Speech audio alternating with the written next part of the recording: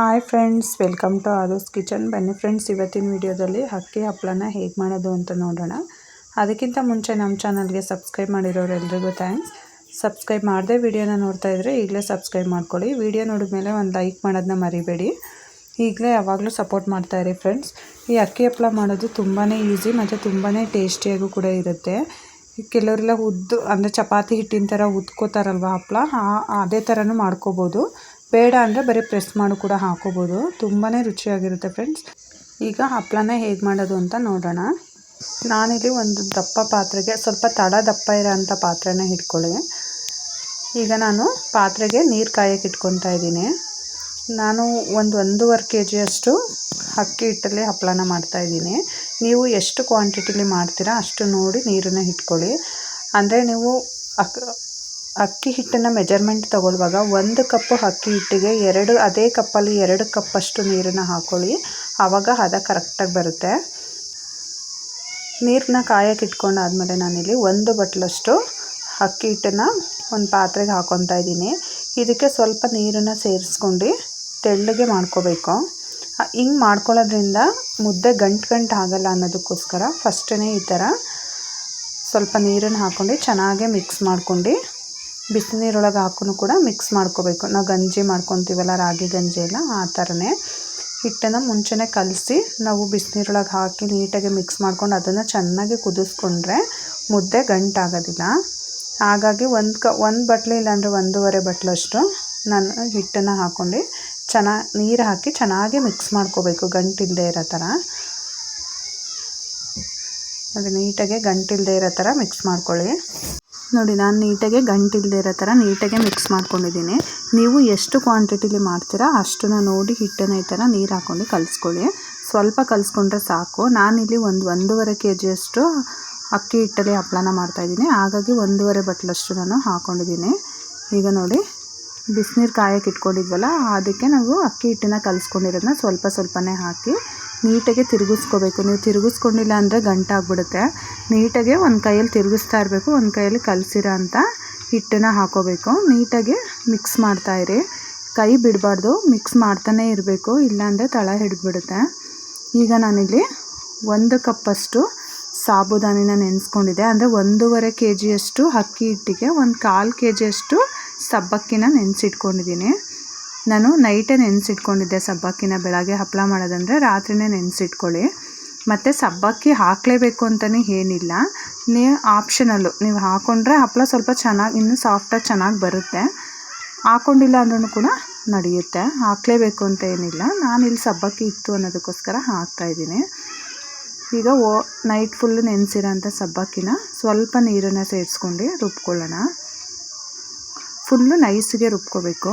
ನೋಡಿ, full nice ಪೇಸ್ಟಾಗಿ ರುಬ್ಕೊಂಡಿದ್ದೀನಿ. ಈಗ ಹಿಟ್ಟನ್ನು ಕುದಿ ಹಾಕಿದ್ವಲ್ಲ, ಅದಕ್ಕೇ ನಾನು ಸಬ್ಬಕ್ಕಿ ರುಬ್ಕೊಂಡಿರೋ ಅಂಥದ್ದನ್ನು ಹಾಕ್ತಾಯಿದ್ದೀನಿ. ಹಾಕಿ ಇದನ್ನು ಕೂಡ ನೀಟಾಗಿ ಒಂದು ಸಲ ಮಿಕ್ಸ್ ಮಾಡ್ಕೊಳ್ಳಿ. ನಾವು ಇದನ್ನು ಹಿಟ್ಟನ್ನು ಕಲಿಸ್ಕೊಂಡು ಬೇಯಿಸ್ಕೊತಾ ಇದ್ದೀವಲ್ಲ, ಇದನ್ನು ಎಷ್ಟು ಚೆನ್ನಾಗಿ ಬೇಯಿಸ್ಕೊತೀವಿ ಮುದ್ದೆ ಅಷ್ಟು ಚೆನ್ನಾಗಿ ಬರುತ್ತೆ. ಚೆನ್ನಾಗಿ ಕುದಿಬೇಕಿದು. ನೀವು ಬೇಗನೆ ಹಿಟ್ಟು ಹಾಕ್ಬಾರ್ದು, ಚೆನ್ನಾಗಿ ಕುದಿಬೇಕು. ಒಂದು 15 ನಿಮಿಷನಾದ್ರೂ ಚೆನ್ನಾಗಿ ಕುದಿಯೋಕ್ಕೆ ಸ್ಟಾರ್ಟ್ ಆದಮೇಲೆ ಒಂದು 15 ನಿಮಿಷ ಚೆನ್ನಾಗಿ ಕುದಿಸ್ಕೋಬೇಕು. ನೋಡಿ, ಆಲ್ರೆಡಿ ಸ್ವಲ್ಪ ಗಟ್ಟಿಗೆ ಆಗಿದೆ ಅಲ್ವಾ, ಹಾಗಾಗಿ ಆಮೇಲೆ ತುಂಬ ಹಿಟ್ಟನ್ನೇನು ತೊಗೊಳ್ಳಲ್ಲ. ಇದು ನೋಡ್ಕೊಂಡು ಹಿಟ್ಟನ್ನು ಹಾಕೋಬೋದು ನೀವು. ಮತ್ತು ಒಂದು ಚೂರು ಕೂಡ ಗಂಟಾಗಲ್ಲ ಈ ಥರ ಮಾಡ್ಕೊಳ್ಳೋದ್ರಿಂದ. ನೀವು ಬಿಸಿನೀರಿಗೇ ಡೈರೆಕ್ಟಾಗಿ ಹಿಟ್ಟನ್ನು ಹಾಕೋಬೋದು ನೀರು ಕುದ್ಮೇಲೆ, ಆದರೆ ಅದು ಒಂದೊಂದು ಸಲ ಗಂಟಾಗ್ಬಿಡುತ್ತೆ ಜಾಸ್ತಿ ಮಾಡ್ಕೊಳ್ಳುವಾಗ.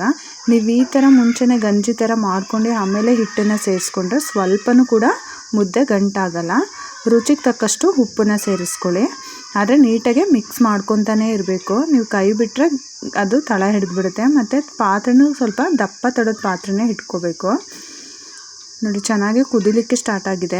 ಚೆನ್ನಾಗಿ ಬೇಯಬೇಕು ಇದು ಹಿಟ್ಟು. ಇದನ್ನು ಸಿಮ್ಮಲ್ಲಿ ಇಟ್ಬಿಟ್ಟು ನಾನು ಒಂದು ಪೌಡ್ರನ್ನ ಮಾಡ್ಕೊತಾ ಇದ್ದೀನಿ. ನಾನಿಲ್ಲಿ ಒಂದು 5 ಸ್ಪೂನಷ್ಟು ಧನಿಯಾ ಬೀಜನ ಹಾಕ್ಕೊತಾ ಇದ್ದೀನಿ.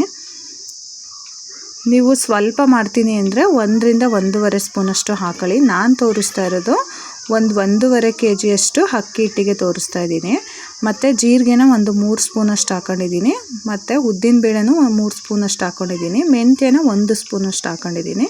ಇದನ್ನು ಫುಲ್ಲು ಪೌಡ್ರ್ ಮಾಡ್ಕೋಬೇಕು ನೈಸಿಗೆ. ಆ ಪೌಡ್ರ್ ಮಾಡ್ಕೊಂಡಿರೋದು ಕೂಡ ನಾವು ಹಿಟ್ಟನ್ನ ಕುದಿಯೋಕೆ ಹಾಕ್ಕೊಂಡಿದ್ವಲ್ಲ ಅದಕ್ಕೇ ಸೇರಿಸ್ಕೊಂಡು ನೀಟಾಗಿ ಮಿಕ್ಸ್ ಮಾಡ್ಕೊಳ್ಳೋಣ. ಈ ಧನಿಯಾ ಬೀಜದೆಲ್ಲ ಫ್ಲೇವರು ಹಪ್ಪಳದಲ್ಲಿ ತುಂಬಾ ಚೆನ್ನಾಗಿ ಅನಿಸುತ್ತೆ. ಈಗ ನಾನು ಮತ್ತೆ ಅದೇ ಮಿಕ್ಸಿ ಜಾರಿಗೆ ಒಂದು ಮಸಾಲೆನ ರುಬ್ಕೊಳ್ಳೋಣ. ಖಾರಕ್ಕೆ ಎಷ್ಟು ಬೇಕೋ ಅಷ್ಟು ಹಸಿಮೆಣ್ಸಿನ್ಕಾಯಿನ ಸೇರಿಸ್ಕೊಳ್ಳಿ. ನಿಮಗೆ ಹಸಿಮೆಣ್ಸಿನ್ಕಾಯಿ ಬೇಡ ಅಂದರೆ ನೀವು ಚಿಲ್ಲಿ ಪೌಡ್ರನ್ನ ಯೂಸ್ ಮಾಡ್ಬೋದು. ನಾನಿಲ್ಲಿ ಹಸಿಮೆಣ್ಸಿನ್ಕಾಯಿ ಹಾಕ್ತಾಯಿದ್ದೀನಿ. ರುಚಿಗೆ ತಕ್ಕಷ್ಟು ಉಪ್ಪನ್ನು ಸೇರಿಸ್ಕೊಳ್ಳಿ. ಇದನ್ನು ಅಷ್ಟೇ ಫುಲ್ಲು ನೈಸಿಗೆ ರುಬ್ಕೋಬೇಕು. ಈ ರುಬ್ಬಿರೋ ಅಂಥ ಉಪ್ಪು ಮತ್ತು ಚಿಲ್ಲಿ ಪೌಡ್ರನ್ನು ಕೂಡ ನಾನು ಹಿಟ್ಟಿಗೆ ಹಾಕ್ಕೊತಾ ಇದ್ದೀನಿ. ನಾನಿಲ್ಲಿ ಹಸಿಮೆಣ್ಸಿನ್ಕಾಯಿ ಸ್ವಲ್ಪ ಕಮ್ಮಿ ಇತ್ತು ಅಂತ ಹಣ್ಣಾಗಿರೋ ಅಂಥ ಒಂದು 4-5 ಮೆಣಸಿನ್ಕಾಯಿನೂ ಕೂಡ ರುಬ್ಕೊಂಡೆ. ಅದಕ್ಕೆ ಕಲರ್ ಚೇಂಜ್ ಆಗಿದೆ, ಖಾರ ಕಮ್ಮಿ ಆಗುತ್ತೆ ಅಂತ. ನೀವು ಹಸಿಮೆಣ್ಸಿನ್ಕಾಯಿ ಬೇಡ ಅಂದರೆ ಚಿಲ್ಲಿ ಪೌಡ್ರನ್ನ ಹಾಕ್ಕೋಬೋದು. ಚೆನ್ನಾಗಿ ನೋಡಿ ಒಂದು 20 ನಿಮಿಷ ಚೆನ್ನಾಗಿ ಕುದಿಸ್ಕೊಂಡಿದ್ದೀನಿ ನಾನು ಹಿಟ್ಟನ್ನು. ಈಗ ನಾನು ಅಕ್ಕಿ ಹಿಟ್ಟನ್ನು ಸೇರಿಸ್ತಾ ಇದ್ದೀನಿ. ನಾನಿಲ್ಲಿ ಒಂದು 4 ಬಟ್ಲಷ್ಟು ಅಕ್ಕಿ ಹಿಟ್ಟನ್ನು ಹಾಕ್ಕೊತಾ ಇದ್ದೀನಿ. ನಾನು ಆಗಲೇ ಹೇಳ್ದಂಗೆ 1 ಬಟ್ಲು ಅಕ್ಕಿ ಹಿಟ್ಟಿಗೆ ನೀವು 2 ಕಪ್ಪಷ್ಟು ನೀರನ್ನು ಇಟ್ಕೋಬೇಕಾಗುತ್ತೆ. ನೀವೆಷ್ಟು ಬಟ್ಲಲ್ಲಾರ ಮೆಜರ್ಮೆಂಟ್ ತೊಗೊಳ್ಳಿ, ಲೋಟದಲ್ಲನಾದರೂ ತೊಗೊಳ್ಳಿ. ನೀವು 1 ಕಪ್ ಅಕ್ಕಿ ಹಿಟ್ಟಲ್ಲಿ ಮಾಡ್ತೀರಾ ಅಂದರೆ 2 ಕಪ್ಪಷ್ಟು ನೀರನ್ನು ಇಟ್ಕೊಳ್ಳಿ. ಈಗ ಇದನ್ನು ಚೆನ್ನಾಗಿ ಬೇಯಿಸ್ಕೋಬೇಕು. ಇನ್ನೂ ಒಂದು 10 ನಿಮಿಷ ಇದು ಚೆನ್ನಾಗಿ ಬೇಯಬೇಕು. ನಾವು ಮುದ್ದೆನೇ ಎಷ್ಟು ಚೆನ್ನಾಗಿ ಬೇಯಿಸ್ಕೊತೀವಿ ಹಪ್ಪಳ ಅಷ್ಟು ಚೆನ್ನಾಗಿ ಬರುತ್ತೆ. ಹಪ್ಪಳ ಒಡೆಯೋದಿಲ್ಲ.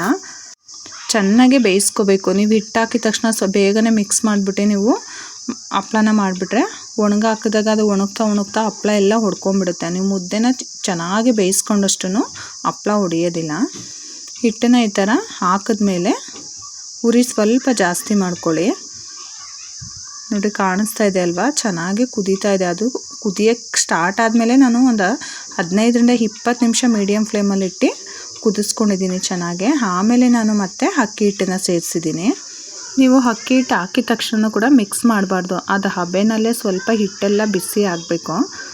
ಹಾಗೆಯೇ ಸಿಮ್ಮಲ್ಲಿಟ್ಟು ಬಿಟ್ಬಿಡಿ ಸ್ವಲ್ಪ ಒಂದು 5 ನಿಮಿಷ. ಅಷ್ಟರಲ್ಲೇ ನಾವೊಂದು ಮಸಾಲೆನ ರುಬ್ಕೊಳ್ಳೋಣ. ನಾನಿಲ್ಲಿ ಬೆಳ್ಳುಳ್ಳಿ ಮತ್ತು ಶುಂಠಿನ ಹಾಕ್ಕೊತಾ ಇದ್ದೀನಿ. ನೀವು ಎಷ್ಟು ಕ್ವಾಂಟಿಟಿಲಿ ಮಾಡ್ತೀರಾ ಅಷ್ಟು ಬೆಳ್ಳುಳ್ಳಿ ಶುಂಠಿನ ಹಾಕ್ಕೊಳ್ಳಿ. ಮತ್ತು ನಾನಿಲ್ಲಿ ಕೊತ್ತಂಬರಿ ಸೊಪ್ಪನ್ನು ಹಾಕ್ಕೊತಾ ಇದ್ದೀನಿ. ನಾನಿಲ್ಲಿ ಒಂದು 4 ಗೆಡ್ಡೆಯಷ್ಟು ಬೆಳ್ಳುಳ್ಳಿನ ಹಾಕ್ಕೊಂಡಿದ್ದೀನಿ. ಒಂದು 2 ಇಂಚಷ್ಟು ಶುಂಠಿನ ಸೇರಿಸಿದ್ದೀನಿ. ಸ್ವಲ್ಪ ಕೊತ್ತಂಬರಿ ಸೊಪ್ಪು ಮತ್ತು ನಾನಿಲ್ಲಿ ಒಂದು 2 ಸ್ಪೂನಷ್ಟು ಜೀರಿಗೆನ ಹಾಕ್ಕೊಂಡಿದ್ದೀನಿ. ಮತ್ತು ಕರ್ಬೇವಿನ ಸೊಪ್ಪನ್ನು ಕೂಡ ಸೇರಿಸ್ತಾ ಇದ್ದೀನಿ. ನಾನು ಕರಿಬೇವೆಲ್ಲ ಸ್ವಲ್ಪ ಜಾಸ್ತಿನೇ ಹಾಕ್ಕೊತಾ ಇದ್ದೀನಿ. ಇದ್ರ ಫ್ಲೇವರೆಲ್ಲ ಹಪ್ಪಳದಲ್ಲಿ ತುಂಬಾ ಚೆನ್ನಾಗಿ ಅನಿಸುತ್ತೆ. ನಾನು ಒಂದು ಹಿಡಿ ಫುಲ್ಲು ಕರ್ಬೇವಿನ ಸೊಪ್ಪನ್ನು ಹಾಕ್ಕೊಂಡಿದ್ದೀನಿ. ಕರ್ಬೇವಿನ ಸೊಪ್ಪು ಆರೋಗ್ಯಕ್ಕೂ ಕೂಡ ತುಂಬಾ ಒಳ್ಳೆಯದು. ಆಮೇಲೆ ಸ್ವಲ್ಪ ನೀರನ್ನು ಸೇರಿಸ್ಕೊಂಡು ರುಬ್ಕೊಳ್ಳಿ. ಜಾಸ್ತಿ ನೀರನ್ನು ಹಾಕೋಬಾರ್ದು. ಚಟ್ನಿ ಥರ ಗಟ್ಟಿಗಿರಬೇಕು. ಇದು ತುಂಬ ತೆಳ್ಳಗೆ ಮಾಡ್ಕೋಬಾರ್ದು. ನೋಡಿ ಸ್ವಲ್ಪ ನೀರನ್ನು ಸೇರಿಸ್ಕೊಂಡು ನೈಸ್ ಪೇಸ್ಟಾಗಿ ರುಬ್ಕೊಂಡಿದ್ದೀನಿ. ಇದು ಒಂದು 5 ನಿಮಿಷ, ಒಂದು 5ರಿಂದ ಒಂದು 10 ನಿಮಿಷನೇ ನಾನು ಬಿಟ್ಟಿದ್ದೆ. ಹಾಗೆಯೇ ತಿರುಗಿಸ್ತೇನೆ ಹಿಟ್ಟು ಹಾಕ್ಬಿಟ್ಟು. ಈಗ ನಾನು ಮಿಕ್ಸ್ ಮಾಡ್ಕೊತಾ ಇದ್ದೀನಿ. ಇವಾಗಲೂ ನೀವು ಸ್ವಲ್ಪ ತೆಳ್ಳಗಿದ್ರೆ ಈಗಲೂ ಕೂಡ ನೀವು ಅಕ್ಕಿ ಹಿಟ್ಟನ್ನು ಸೇರಿಸ್ಕೋಬೋದು. ತಿರುಗಿಸ್ಕೊಳ್ಳುವಾಗ್ಲೂ ಗೊತ್ತಾಗುತ್ತೆ ನಿಮಗೆ, ತಿರುಗಿಸ್ಕೊಳ್ಳುವಾಗ ಅದು ಗಟ್ಟಿಯಾಗಿದೆಯಾ ತೆಳ್ಳಗಿದೆಯಾ ಅಂತ. ಇನ್ ಕೇಸ್ ಜಾಸ್ತಿ ಗಟ್ಟಿ ಆಯಿತು ಅಂದರೂ ಕೂಡ ನೀವು ಪಕ್ಕದಲ್ಲಿ ಬಿಸಿನೀರನ್ನ ಕಾಯಕ್ಕೆ ಇಟ್ಕೊಂಡು ಮಳ್ತಾ ಇರೋ ಅಂಥ ನೀರನ್ನು ಹಾಕ್ಕೋಬೇಕು. ತುಂಬ ಗಟ್ಟಿಗಾದರೆ. ತೆಳ್ಳಗಿದ್ರೆ ಸ್ವಲ್ಪ ಹಿಟ್ಟನ್ನು ಕೂಡ ಈಗಲೇ ಸೇರಿಸ್ಕೋಬೋದು. ನೀವು ತಿರುಗಿಸ್ಕೊಳ್ಳುವಾಗ ಅದು ನೀಟಾಗಿ ಗೊತ್ತಾಗುತ್ತೆ. ಚೆನ್ನಾಗಿ ಈ ಥರ ಮಿಕ್ಸ್ ಮಾಡ್ಕೊಳ್ಳಿ. ನಾನು ಸ್ವಲ್ಪ ಜಾಸ್ತಿ ಮಾಡ್ತಾ ಇರೋದ್ರಿಂದ ತಿರುಗಿಸ್ಕೊಳ್ಳೋಕ್ಕೆ ಸ್ವಲ್ಪ ಕಷ್ಟ ಆಗ್ತಾಯಿದೆ ಗ್ಯಾಸ್ ಮೇಲೆ. ನೋಡಿ ಈ ಥರ ನೀಟಾಗೆ ತಿರುಗಿಸ್ಕೊಂಡು ನೀಟಾಗೆ ಮಿಕ್ಸ್ ಮಾಡ್ಕೋಬೇಕು ಹಿಟ್ಟನ್ನು, ಗಂಟಿಲ್ಲದೆ ಇರೋ ಥರ. ನಾವು ಹಿಟ್ಟನ್ನು ಮುಂಚೆನೇ ಕಲಿಸ್ಕೊಂಡು ಗಂಜಿ ಥರ ಮಾಡ್ಕೊಂಡು ಹಿಟ್ಟು ಹಾಕ್ಕೊಂಡಿರೋದ್ರಿಂದ ಇದು ಗಂಟು ಆಗಲ್ಲ. ನೀಟಾಗಿ ನೀವು ಮಿಕ್ಸ್ ಮಾಡ್ಕೊಂಡು ನೀಟಾಗಿ ತಿರುಗಿಸ್ಕೋಬೇಕು. ನಾನಿಲ್ಲಿ ಒಂದು 2 ನಿಮಿಷ ಗ್ಯಾಸ್ ಮೇಲೆ ಮಿಕ್ಸ್ ಮಾಡ್ಕೊಂಡು ಪಾತ್ರೆನ ಕೆಳಗೆ ಇಟ್ಕೊಂಡಿದ್ದೀನಿ. ಗ್ಯಾಸ್ ಮೇಲೇ ನೀಟಾಗಿ ನಮಗೆ ಹಿಟ್ಟನ್ನು ತಿರುಗಿಸ್ಕೊಳ್ಳೋಕ್ಕಾಗಲ್ಲ. ಹಾಗಾಗಿ ನಾನು ಪಾತ್ರೆನ ಕೆಳಗೆ ಇಟ್ಕೊಂಡು ಅಂದರೆ ಕಾಲು ಸಪೋರ್ಟು ಪಾತ್ರೆಗೆ ಇಟ್ಕೊಂಡು ನೀಟಾಗೆ ತಿರುಗಿಸ್ಕೊತಾ ಇದ್ದೀನಿ. ನಮ್ಮ ಊರ ಕಡೆ ಎಲ್ಲ ಕೌಗೋಲು ಅಂತ ಬರುತ್ತೆ ಪಾತ್ರೆಗೆ ಒಂದು ಕೌಗೋಲ್ ಅಂತ ಹಾಕ್ಬಿಟ್ಟು ಅದು ಗ್ರಿಪ್ಪು ಅದ್ರ ಮೇಲೆ ನಿಂತ್ಕೊಂಡು ನೀಟಾಗಿ ಮಿಕ್ಸ್ ಮಾಡ್ಕೋತಾರೆ ಹಿಂಗೆ ಜಾಸ್ತಿ ಮುದ್ದೆ ಎಲ್ಲ ಮಾಡುವಾಗ. ನಾನಿಲ್ಲಿ ಕಾಲಿನ ಸಪೋರ್ಟ್ ತೊಗೊಂಡಿದ್ದೀನಿ. ಪಾತ್ರೆಗೆ ಒಂದು ದಪ್ಪ ಬಟ್ಟೆನ ಹಾಕ್ಕೊಂಡು ಕಾಲು ಸಪೋರ್ಟಿಂದ ಪಾತ್ರೆನ ಹಿಡ್ಕೊಂಡು ನೀಟಾಗಿ ಈ ಥರ ಮಿಕ್ಸ್ ಮಾಡ್ಕೊಳ್ಳಿ. ಆವಾಗ ನಿಮಗೆ ಗ್ರಿಪ್ಪು ಬರುತ್ತೆ, ಮಿಕ್ಸ್ ಮಾಡ್ಕೊಳ್ಳೋಕ್ಕೆ ಹೊಂದಿಸ್ಕೊಳ್ಳೋಕ್ಕೆ ಗ್ರಿಪ್ ಇರುತ್ತೆ ನೋಡಿ. ಚೆನ್ನಾಗಿ ಈ ಥರ ಮುದ್ದೆ ಥರ ನೀಟಾಗೆ ಮಿಕ್ಸ್ ಮಾಡ್ಕೋಬೇಕು ನೋಡಿ. ಮುದ್ದೆ ಹದ ಕರೆಕ್ಟಾಗಿ ಬಂದಿದೆ, ತೆಳ್ಳಗೂ ಆಗಿಲ್ಲ ಗಟ್ಟಿಗೂ ಕೂಡ ಆಗಿಲ್ಲ, ಸಾಫ್ಟಾಗಿ ಚೆನ್ನಾಗಿ ಬಂದಿದೆ. ಈಗ ನಾನು ಹಿಟ್ಟನ್ನೆಲ್ಲ ಸ್ಲ್ಯಾಬ್ ಮೇಲೆ ಹಾಕ್ಕೊತಾ ಇದ್ದೀನಿ. ನೀಟಾಗಿ ನಾದ್ಕೋಬೇಕು ಕೈಯಲ್ಲಿ ಈ ಥರ ನೋಡಿ. ಸ್ವಲ್ಪ ಕೆಳಗೆಲ್ಲ ಸ್ವಲ್ಪ ಹಿಟ್ಟಿಟ್ಟಿರುತ್ತಲ್ವ, ಹಾಗಾಗಿ ಈ ಥರ ಚೆನ್ನಾಗಿ ನಾದ್ಕೋಬೇಕು. ನಾನಿಲ್ಲಿ ರುಬ್ಕೊಂಡಿರೋ ಅಂಥ ಮಸಾಲೆನ ಇಟ್ಟು ಬೇಯುವಾಗಲೇ ಮಸಾಲೆನ ಸೇರಿಸ್ಕೊಂಡಿಲ್ಲ. ಅದು ಮಸಾಲೆನ ಆಗಲೇ ಹಾಕೊಂಡ್ಬಿಟ್ರೆ ಅದ್ರ ಫ್ಲೇವರೆಲ್ಲ ಹೊಟ್ಟೋಗ್ಬಿಡುತ್ತೆ. ಹಾಗಾಗಿ ಈಗ ನಾನು ಈ ಥರ ಚೆನ್ನಾಗಿ ನಾದ್ಕೊಂಡು ಹಿಟ್ಟನ್ನು ಈಗ ನಾನು ಆ ರುಬ್ಕೊಂಡಿರೋಂಥ ಮಸಾಲೆನ ಸೇರಿಸ್ಕೊತೀನಿ. ಆ ಮಸಾಲೆದು ಹಸಿ ಫ್ಲೇವರು ಹಪ್ಪಳದಲ್ಲಿ ಹಾಗೇ ಇರುತ್ತೆ, ತಿನ್ನೋಕ್ಕೂ ಕೂಡ ತುಂಬಾ ಚೆನ್ನಾಗಿರುತ್ತೆ. ನಾವು ಹಿಟ್ಟು ಜೊತೆನೇ ಹಾಕ್ಕೊಂಡು ಬೇಯಿಸ್ಕೊಂಬಿಟ್ರೆ ಅದ್ರ ಫ್ಲೇವರೆಲ್ಲ ಹೊಟ್ಟೋಗ್ಬಿಡುತ್ತೆ. ಈ ಥರ ಕಷ್ಟ ಆಗುತ್ತೆ, ರಿಸ್ಕು ಜಾಸ್ತಿ ಅಂದರೆ ನೀವು ಬೇಯುವಾಗಲೇ ರುಬ್ಕೊಂಡಿರೋಂಥ ಮಸಾಲೆನ ಹಿಟ್ಟು ಜೊತೆ ಸೇರಿಸ್ಕೊಂಬಿಡ್ಬೋದು. ನಾನಿಲ್ಲಿ ನೋಡಿ ಈ ಥರ ಚೆನ್ನಾಗಿ ನಾದ್ಕೊಂಡಾದಮೇಲೆ ಎಷ್ಟು ಬೇಕೋ ಆ ಹಿಟ್ಟಿಗೆ ಎಷ್ಟು ಬೇಕೋ ಅಷ್ಟು ಮಸಾಲೆನ ಹಾಕ್ಕೊಂಡು ಈ ಥರ ಚೆನ್ನಾಗಿ ಮಿಕ್ಸ್ ಮಾಡ್ಕೊತಾ ಇದ್ದೀನಿ. ಇದು ತುಂಬಾ ಚೆನ್ನಾಗಿರುತ್ತೆ ಫ್ರೆಂಡ್ಸ್ ಫ್ಲೇವರು. ಆ ಮಸಾಲೆದ ಹಸಿ ಫ್ಲೇವರ್ಸ್ ಎಲ್ಲ ಹಾಗೇ ಇರುತ್ತೆ ಹಪ್ಪಳ ತಿನ್ನುವಾಗ. ನಿಮಗೆ ಎಷ್ಟು ಬೇಕೋ ಅಷ್ಟು ಈ ಥರ ಮಸಾಲೆನ ಸೇರಿಸ್ಕೊಂಡು ಚೆನ್ನಾಗಿ ನಾದ್ಕೊಳ್ಳಿ ನೋಡಿ. ಚೆನ್ನಾಗಿ ನಾದ್ಕೋಬೇಕು, ಹಿಟ್ಟು ಸಾಫ್ಟ್ ಆಗಬೇಕು. ಈ ಥರ ಚೆನ್ನಾಗಿ ನಾದ್ಕೊಂಡಾದಮೇಲೆ ಸ್ವಲ್ಪನೇ ಅಂದರೆ ಉಂಡೆಗಳ ಥರ ಮಾಡ್ಕೋಬೇಕು. ನನಗೆ ಈ ಹಪ್ಪಳನ ನನ್ನ ಫ್ರೆಂಡು ಮಾಡಿಕೊಡ್ತಾ ಇದ್ದಾರೆ. ನನಗೂ ಕೂಡ ಈ ಥರ ಹಪ್ಪಳ ಮಾಡೋದಕ್ಕೆ ಅಷ್ಟು ಬರೋದಿಲ್ಲ, ಹಾಗಾಗಿ ನನ್ನ ಫ್ರೆಂಡು ತುಂಬ ಚೆನ್ನಾಗಿ ಮಾಡ್ತಾರೆ ಈ ಹಪ್ಪಳನ. ಹಾಗಾಗಿ ನನ್ನ ಫ್ರೆಂಡೇ ಮಾಡ್ತಾಯಿದ್ದಾರೆ ಹಪ್ಪಳನ ನೋಡಿ. ಈ ಥರ ಚೆನ್ನಾಗಿ ನಾದ್ಕೊಂಡಾದಮೇಲೆ ಎಷ್ಟು ಬೇಕೋ ಅಷ್ಟು ಈ ಥರ ಸಪ್ರೇಟಾಗಿ ಮಾಡ್ಕೊಂಡು ನೋಡಿ ಈ ಥರ ರೋಲ್ ಮಾಡ್ಕೋಬೇಕು. ಆಗ ನಾವು ಒಂದು ದಾರ ಸಹಾಯದಿಂದ ನೀಟಾಗೆ ಕಟ್ ಮಾಡ್ಕೋಬೋದು ಅದನ್ನು. ನಾನು ಆಗಲೇ ಹೇಳ್ದಂಗೆ ನಿಮಗೆ ಇದು ನಾವು ಉದ್ದ ಹಪ್ಪಳ ಅಂತ ಮಾಡ್ಕೋತಾರಲ್ಲ, ಚಪಾತಿ ಹಿಟ್ಟು ಥರ ಹಿಟ್ಟು ಹಾಕ್ಕೊಂಡು ಚಪಾತಿ ಥರ ಲಟ್ಟಿಸ್ಕೊಂಡು ಒಣಗಾಕಿದ್ರೆ ಇದನ್ನು ಎಣ್ಣೆಲೇ ಕರ್ಕೋಬೇಕು ಅಂತ ಏನಿಲ್ಲ. ನೀವು ಹಾಗೇ ಕೂಡ ಹಪ್ಪಳನ ಸುಟ್ಕೋಬೋದು ಗ್ಯಾಸ್ ಮೇಲೆ ನೋಡಿ. ಈ ಥರ ದಾರ ಸಹಾಯದಿಂದ ನಿಮಗೆ ಯಾವ ಸೈಜಿಗೆ ಬೇಕು ಆ ಸೈಜು ದಾರನ ಗಟ್ಟಿಯಾಗಿ ಇಟ್ಕೊಂಡು ಈ ಥರ ಕಟ್ ಮಾಡ್ಕೊಳ್ಳಿ ನೋಡಿ. ಈ ಥರ ನೀಟಾಗೆ ಒಂದೊಂದನ್ನೇ ಕಟ್ ಮಾಡಿ ನೀವೆಲ್ಲ ರೆಡಿ ಇಟ್ಕೋಬೋದು. ಒಂದೊಂದನ್ನೇ ಆಗಲೇ ಮಾಡಿ ಹಪ್ಪಳನ ಮಾಡ್ಕೊಳ್ಳೋದೇನಿಲ್ಲ. ನೀವು ಈ ಥರ ಎಲ್ಲ ಒಂದ್ಸಲ ರೆಡಿ ಮಾಡಿ ಇಟ್ಕೊಂಡು ಆಮೇಲೆ ಹಪ್ಪಳನ ಪ್ರೆಸ್ ಮಾಡ್ಕೋಬೋದು ನೋಡಿ. ನಾವೆಲ್ಲ ಇಲ್ಲಿ ಮುಂಚೆನೇ ಮಸಾಲೆನೆಲ್ಲ ಹಚ್ಚಿ ಈ ಥರ ಉಂಡೆ ಎಲ್ಲ ರೆಡಿ ಮಾಡಿ ಇಟ್ಕೊತಾ ಇದ್ದೀವಿ. ಈ ಥರ ಕಟ್ ಮಾಡ್ಕೊಳ್ಳಿ ನೋಡಿ. ನಾನು ಎಲ್ಲ ಹಿಟ್ಟಿಗೂ ಕೂಡ ಮಸಾಲೆನ ಹಚ್ಚಿ ರೆಡಿ ಇಟ್ಕೊಂಡಿದ್ದೀವಿ. ಈಗ ಇದನ್ನು ಎಲ್ಲ ಯಾವ ಸೈಜಿಗೆ ಬೇಕೋ ಆ ಸೈಜಿಗೆ ಕಟ್ ಮಾಡ್ಕೊಂಡು ಹಪ್ಪಳದ ಪ್ರೆಸ್ಸಲ್ಲಿ ಒಂದು ಪ್ಲಾಸ್ಟಿಕ್ ಪೇಪರ್ನ ಕಟ್ ಮಾಡ್ಕೊಳ್ಳಿ. ಅದಕ್ಕೆ ಸ್ವಲ್ಪ ಹಿಟ್ಟನ್ನು ಸೇರಿಸ್ಕೊಂಡು ಪ್ರೆಸ್ ಮಾಡೋದಾದರೆ ನೀವು ನಾನು ಆಗಲೇ ಹೇಳ್ದಂಗೆ ಚಪಾತಿ ಹಿಟ್ಟಿನ ಥರ ಲಟ್ಟಿಸಿ ಹಾಕಿ ನೀವು ಸುಟ್ಕೊಳ್ಳೋದಾದರೆ ಈ ಥರ ಹಿಟ್ಟು ಹಾಕ್ಕೊಂಡು ಪ್ರೆಸ್ ಮಾಡ್ಕೊಳ್ಳಿ. ಹಿಟ್ಟು ಹಾಕ್ಕೊಂಡು ಪ್ರೆಸ್ ಮಾಡೋದಾದಮೇಲೆ ಮತ್ತೆ ನೀವು ಹಿಟ್ಟನ್ನು ಹೆಜ್ಬಿಟ್ಟು ಪೇಪರ್ ಮೇಲೆ ಹಾಕ್ಕೊಳ್ಳಿ. ಅದು ಅಂಟ್ಕೊಳ್ಳೋದಿಲ್ಲ, ತಕ್ಷಣ ಒಣಗಾಕಬಾರ್ದು. ನೀವು ಈ ಥರ ಹಪ್ಪಳನ ಸುಡ್ತೀರಾ ಅನ್ನೋದಿದ್ರೆ ಈ ಥರ ಮೆಥಡಲ್ಲಿ ಮಾಡ್ಕೊಳ್ಳಿ ನೋಡಿ. ಸ್ವಲ್ಪ ಹಿಟ್ಟು ಹಾಕ್ಕೊಂಡು ಈ ಥರ ಪ್ರೆಸ್ ಮಾಡಾದಮೇಲೆ ಮತ್ತೆ ಹಿಟ್ಟನ್ನು ಹೆಚ್ಕೊಳ್ಳಿ. ಹಿಟ್ಟನ್ನು ಹೆಜ್ಜಿ ಒಂದು ಪೇಪರ್ ಮೇಲೆ ಹಾಕ್ಕೊಳ್ಳಿ. ಈಗ ನಾನು ಲಟ್ಸೋದನ್ನ ತೋರಿಸ್ತೀನಿ ನೋಡಿ. ಈಗ ಚಪಾತಿ ಮಣೇಲಿ ಸ್ವಲ್ಪ ಹಿಟ್ಟನ್ನು ಹಾಕ್ಕೊಳ್ಳಿ. ಮಾಮೂಲಿ ನಾವು ಚಪಾತಿನ ಹೇಗೆ ಒತ್ತುತ್ತೀವಿ ಅದೇ ಥರನೇ. ಮತ್ತು ಮೇಲೆ ಕೆಳಗೆ ಸ್ವಲ್ಪ ಹಿಟ್ಟನ್ನು ಹಾಕ್ಕೊಂಡು ಹಪ್ಪಳಕ್ಕೆ ನೀಟಾಗಿ ಲಟ್ಟಿಸ್ಕೊಳ್ಳಿ. ಸ್ವಲ್ಪ ದಪ್ಪನೇ ಇರಬೇಕು, ತುಂಬ ತೆಳ್ಳಗೂ ಲಟ್ಸ್ಕೊಬಾರ್ದು, ಒಡೆದೋಗ್ಬಿಡ್ತವೆ ಹಪ್ಪಳ. ಸ್ವಲ್ಪ ದಪ್ಪಕ್ಕೆ ಒಂದು 2-3 ಸಲ ಈ ಥರ ಲಟ್ಟಿಸ್ಬಿಟ್ಟು ಒಣಗಾಕೋಬೋದು. ಈ ಹಪ್ಪಳನ ನೀವು ಎಣ್ಣೆಲ್ಲೇ ಕರಿಬೇಕು ಅಂತ ಏನಿಲ್ಲ, ಗ್ಯಾಸ್ ಮೇಲೆ ಡೈರೆಕ್ಟಾಗಿ ಹಾಗೇ ಸುಡ್ಬೋದು ನೋಡಿ ಈ ಥರ ಲಟ್ಸಿ ಒಣಗಾಕೊಳ್ಳೋದು. ಇದು ಸ್ವಲ್ಪ ಮಾಡೋದು ಕೆಲಸ ಜಾಸ್ತಿ ತಗೊಳುತ್ತೆ, ಆದರೆ ಟೇಸ್ಟು ಕೂಡ ಚೆನ್ನಾಗಿರುತ್ತೆ. ಮತ್ತು ಆಯಿಲ್ ಐಟಮ್ ಎಲ್ಲ ತಿನ್ನಬಾರ್ದು ಅನ್ನೋರಿಗೂ ಕೂಡ ಆರಾಮಾಗೆ ಎಣ್ಣೆಲಿ ಸುಟ್ಕೊಂಡು ಹಪ್ಳನ ತಿನ್ಬೋದು. ನೋಡಿ ಈ ಥರ ಲಟ್ಟಿಸ್ಕೊಳ್ಳಿ. ಹಿಟ್ಟು ಹದ ಮಾತ್ರ ತುಂಬ ಕರೆಕ್ಟಾಗಿ ಬಂದಿದೆ, ತೆಳ್ಳಗೂ ಆಗಿಲ್ಲ ಗಟ್ಟಿಗೂ ಆಗಿಲ್ಲ. ನಿಮಗೆ ಕಾಣಿಸ್ತಾ ಇದೆ ಅಲ್ವಾ, ಸ್ವಲ್ಪನೂ ಕೂಡ ಅಂಟ್ಕೋತಾ ಇಲ್ಲ ನೋಡಿ. ನಾನಿಲ್ಲಿ ಎಲ್ಲ ಹಪ್ಪಳನೂ ಕೂಡ ಈ ಥರ ಲಟ್ಟಿಸಿ ಮಾಡ್ತಾ ಇಲ್ಲ.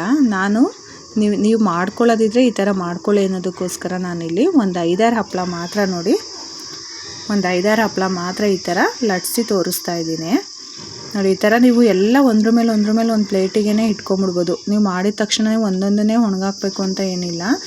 ಎಲ್ಲ ಈ ಥರ ಲಟ್ಟಿಸ್ಕೊಂಡು ಒಂದು ಪಾತ್ರೆ ಅಂದರೆ ಒಂದು ಅಗಲ ಇರೋಂಥ ಪ್ಲೇಟಿಗೆ ಎಲ್ಲ ಲಟ್ಟಿಸಿ ಒಂದ್ರ ಮೇಲೆ ಹಾಕ್ಕೊಂಡು ಒಂದು ಸಲ ತೊಗೊಂಬಂದು ಒಣಗಾಕೋಬೋದು, ಅಂಟ್ಕೊಳ್ಳಲ್ಲ ಇದು ಹಿಟ್ಟು ಹಾಕ್ಕೊಂಡಿರೋದ್ರಿಂದ.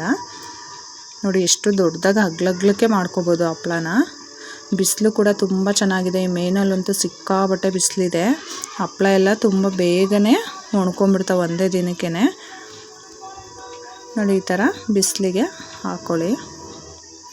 ನಾನು ಇಷ್ಟೇ ಹಪ್ಪಳನೇ ಅಂದರೆ ಹಪ್ಪಳ ಇದ್ರ ಥರ ಚಪಾತಿ ಥರ ಒತ್ತಿ ಮಾಡ್ತಾ ಇರೋದು. ನಾನು ಮಿಕ್ಕಿದ ಹಪ್ಪಳ ಎಲ್ಲ ನಮ್ಮನೆ ಜಾಸ್ತಿ ಏನು ಗ್ಯಾಸ್ ಮೇಲೆ ಸುಡಲ್ಲ, ಎಣ್ಣೆಲಲ್ಲೇ ಜಾಸ್ತಿ ಕರಿತೀವಿ ಹಪ್ಪಳನ. ಹಾಗಾಗಿ ನಾನು ಡೈರೆಕ್ಟಾಗೆ ಒಂಚೂರು ಎಣ್ಣೆನ ಸವರ್ಕೊತಾ ಇದ್ದೀನಿ. ನೀವು ಆ ಥರ ಲಟ್ಸಲ್ಲ ಅನ್ನೋದಿದ್ರೆ ಪೇಪರಿಗೆ ಸ್ವಲ್ಪ ಎಣ್ಣೆನ ಸವರ್ಕೊಂಡು ನೋಡಿ ಹಿಟ್ಟನ್ನು ಇಟ್ಕೊಂಡು ಬರೀ ಜಸ್ಟ್ ಪ್ರೆಸ್ ಮಾಡಿ ಹಾಕಿದ್ರೆ ಸಾಕು. ಈ ಥರ ಪ್ರೆಸ್ ಮಾಡಿರೋ ಹಪ್ಪಳನ ಪ್ಲೇಟಲ್ಲಿ ಒಂದ್ರ ಮೇಲೊಂದು ಹಾಕಬಾರ್ದು, ಅಂಟ್ಕೊಳ್ಳುತ್ತೆ. ಇದನ್ನು ನೀವು ಅಲ್ಲೇ ಪ್ರೆಸ್ ಮಾಡಬೇಕು, ಅಲ್ಲೇ ಡೈರೆಕ್ಟಾಗೆ ಹಾಗೇ ಒಣಗಾಕಬೇಕು. ನೀವು ಹಿಟ್ಟು ಹಾಕೊಂಡು ಒತ್ತ ಹಪ್ಪಳ ಮಾತ್ರ ಒಂದ್ರ ಮೇಲೆ ಹಾಕ್ಕೊಂಡು ಒಂದು ಸಲ ತೊಗೊಂಡೋಗಿ ಒಣಗಾಕ್ಬೋದು. ಈ ಥರ ಎಣ್ಣೆ ಹಾಕ್ಕೊಂಡು ಒತ್ತಿದ್ರೆ ನೀವು ಅಲ್ಲೇ ಪ್ರೆಸ್ ಮಾಡಿ ಹಾಗೆ ಡೈರೆಕ್ಟಾಗೇ ಬಟ್ಟೆ ಮೇಲೆ ಒಣಗಾಕಬೇಕು. ನೋಡಿ ಎಷ್ಟು ಚೆನ್ನಾಗಿ ಬರ್ತಿದೆ ಅಲ್ವಾ ಹಪ್ಪಳ. ನೋಡಿ ಎಷ್ಟು ದೊಡ್ಡದಾಗೆ ಒಳ್ಳೆ ಕಲರ್ಫುಲ್ಲಾಗಿ ಬಂದಿದೆ. ಟೇಸ್ಟು ಕೂಡ ಅಷ್ಟೇ ಚೆನ್ನಾಗಿರುತ್ತೆ ಫ್ರೆಂಡ್ಸ್. ನೋಡಿ ಎಷ್ಟು ದೊಡ್ಡಕ್ಕೆ ಬೇಕು. ನಿಮಗೆ ದೊಡ್ಡದು ಬೇಡ ಅಂದರೆ ಸ್ವಲ್ಪ ಉಂಡೆನ ಚಿಕ್ಕದಾಗೂ ಕೂಡ ಮಾಡ್ಕೋಬೋದು. ನಾವೆಲ್ಲ ನಮ್ಮಮ್ಮ ಮನೆಯಲ್ಲೆಲ್ಲ ಮಾಡೋ ಹಪ್ಪಳದಲ್ಲಿ ಈ ಥರ ಮಸಾಲೆನ ರುಬ್ಬಿಟ್ಟು ಡೈರೆಕ್ಟಾಗೆ ಆ ಮುದ್ದೆ ಬೇಯ್ತಾ ಇರುತ್ತಲ್ಲ ಅದರೊಳಗೇ ಹಾಕ್ಬಿಟ್ಟು ಚೆನ್ನಾಗಿ ಬೇಯಿಸ್ಬಿಡ್ತಾರೆ. ಆವಾಗ ಆ ಮಸಾಲೆ ಫ್ಲೇವರ್ ಎಲ್ಲ ಹೊಟ್ಟೋಗ್ಬಿಡುತ್ತೆ. ಬಟ್ ಇದು ಹಸಿ ಮಸಾಲೆನ ಹಚ್ಚೋದ್ರಿಂದ ಹಪ್ಪಳದಲ್ಲಿ ಮಸಾಲೆ ಫ್ಲೇವರ್ ಹಾಗೇ ಇರುತ್ತೆ. ಹಪ್ಪಳ ಕೂಡ ತಿನ್ನೋದಕ್ಕೆ ತುಂಬ ಟೇಸ್ಟಿಯಾಗಿರುತ್ತೆ.